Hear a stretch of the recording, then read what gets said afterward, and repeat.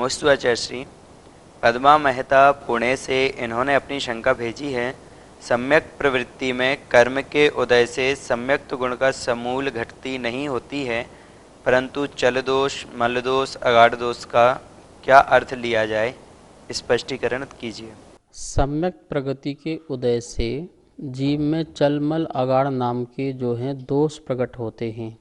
वो चलायमान रहता है उसकी श्रद्धा, मल रूप श्रद्धा और उसकी कंपायमान रूप श्रद्धा। कैसे? चल रूप श्रद्धा में, मल रूप श्रद्धा में, अगाढ़ श्रद्धा में, यह तेरा मंदिर है, यह मेरा मंदिर है, ये मेरे गुरु हैं, ये तेरे गुरु हैं। इस प्रकार का पारसनाथ जो हैं वो संकटहारी हैं, शांतिनाथ जो हैं वो शांति कारक हैं।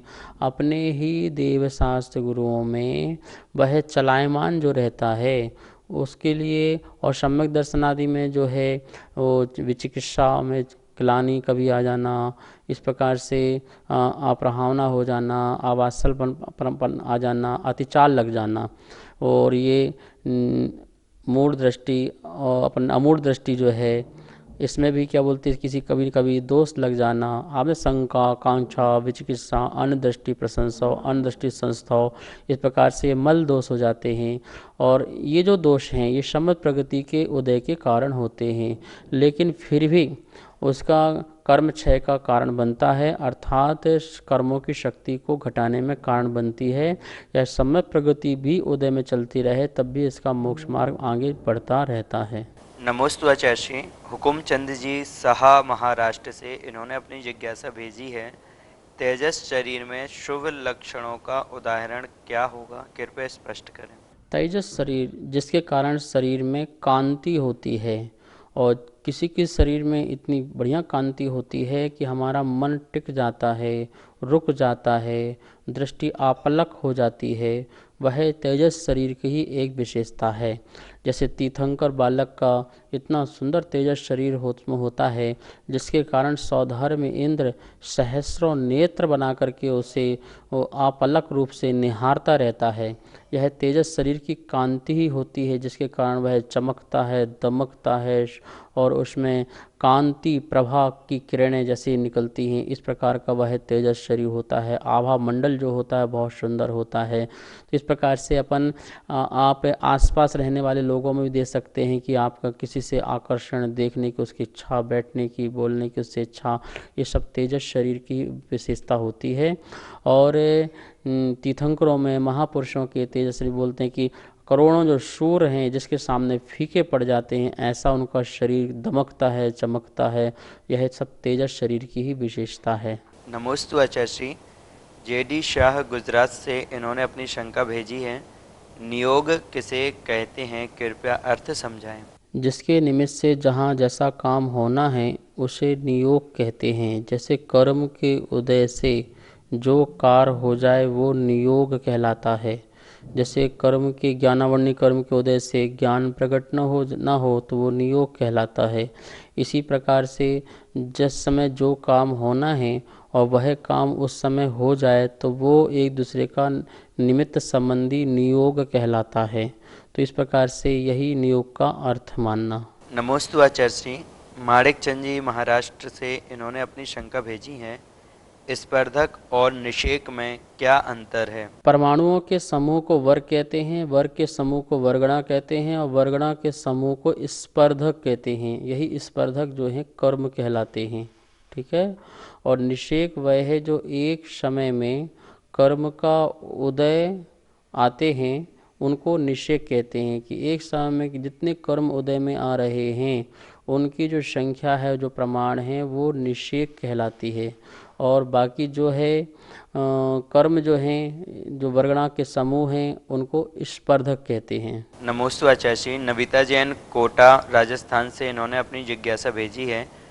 मुनिराज का आहार घर में होने पर हम लोग दूसरे चौकियों में अपना घर से सामान लेकर के जाते हैं और मुनिराज को चला देते हैं। यदि हम चौके में कुछ राशि दे दें तो उसमें कोई दोष तो नहीं है। आहार दान, औषध दान, अवय दान और जो ज्ञान दान है, ये 4 प्रकार के दान जो सत्पात्र को दिए जाते हैं, यदि हम निज हाथ से देते हैं और स्वयं देते हैं तो सर्वश्रेष्ठ होता है।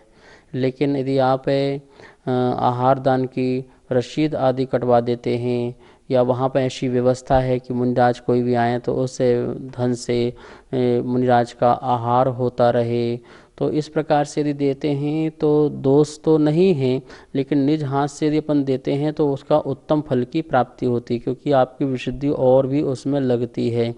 देखो, भावों में यदि आपकी अशुद्धि है तो दोष है, यदि भावों में अशुद्धि नहीं है तो किसी प्रकार का दोष नहीं है, क्योंकि आपके भाव तो बहुत निर्मल हैं, आपके परिणाम तो बहुत निर्मल हैं। आप तो यही चाहते हैं कि यदि मैं यहाँ पे नहीं आ पा रहा हूँ, जैसे अब कोरोना काल था, आप कहीं नहीं जा पा रहे थे, पर आपको ये लग रहा था कि मैं जहाँ जहाँ मुनिराज हैं वहाँ मेरा दान पुण्य लग जाए, आहार दान हो जाए। यदि वहाँ की कमेटी की व्यवस्था इस प्रकार से है और वो व्यवस्था करने में सक्षम है, वहाँ के जो श्रेष्ठ जन हैं वो कार्य करने में सक्षम हैं, तो हम सहयोग कर सकते हैं, क्योंकि हमारी भावना तो सहयोग की है और हमारी भावना तो दान पुण्य करने की है। तो इस प्रकार से यदि आप करते हैं दोष नहीं है। आपके भावों में यदि मायाचारी है, आपके भावों में छल कपट है, तो वो दोष कहलाता है। परिणाम वो निर्मलता है, तो आप क्या बोलते हैं इस प्रकार से गुल्लक में डाल देते हैं या फिर उनको जा कर के वहाँ रसीद कटवा देते हैं, तो यहाँ कहीं कोई प्रॉब्लम नहीं है।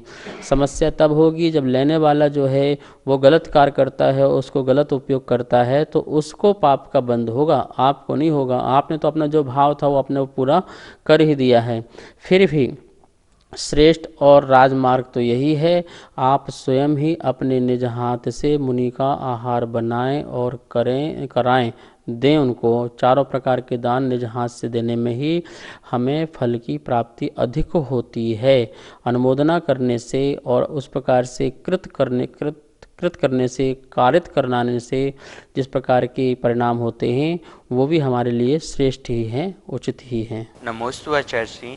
सुमन बरेली उत्तर प्रदेश से इन्होंने अपनी जिज्ञासा भेजी है।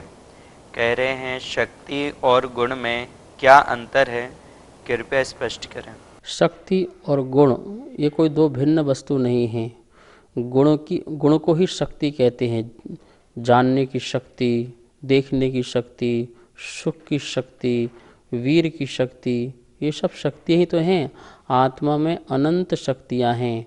अमृतचंद स्वामी ने समय सार की आत्मघाती टीका में 47 शक्तियाँ बोली हैं, आत्मा की 47 शक्तियाँ। तो 47 शक्ति में जितने गुण हैं उनके नाम ही तो गिनाए हैं कि उनमें चित्ती शक्ति है, दृष्टि शक्ति है, ज्ञान शक्ति है आदि।